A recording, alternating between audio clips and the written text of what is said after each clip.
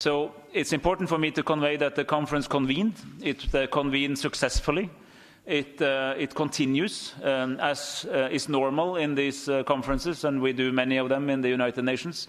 It started with the presence of on the high political level. It continues by civil servants, and it will then again be set at a probably even higher political level when time is right, either for sealing an agreement or when you need the involvement of the highest decision makers to actually craft an agreement, but then based on a series of concrete ideas which at that time will be on paper.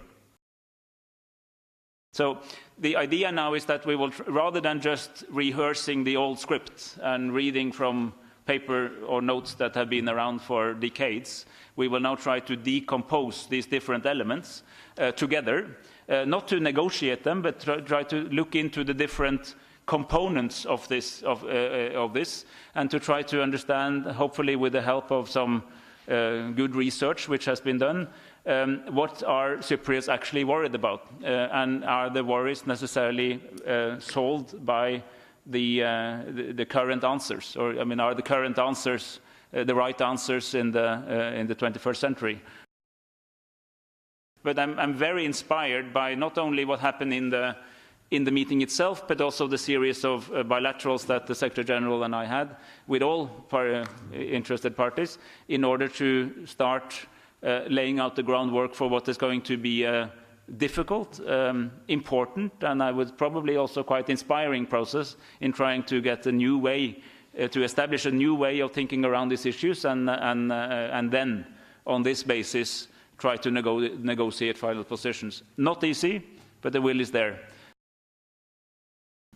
The final decision is to be made by the people in referendums. I mean, one referendum, but one on each side on the same day. And we will, of course, only know when we see the outcome. But the likelihood of that being 2 yeses is very dependent on the success of the 2 leaders in agreeing to something that satisfies their own community without creating unnecessary hardship for the other community, so that both are interested in 2 yeses, not only in 1 yes.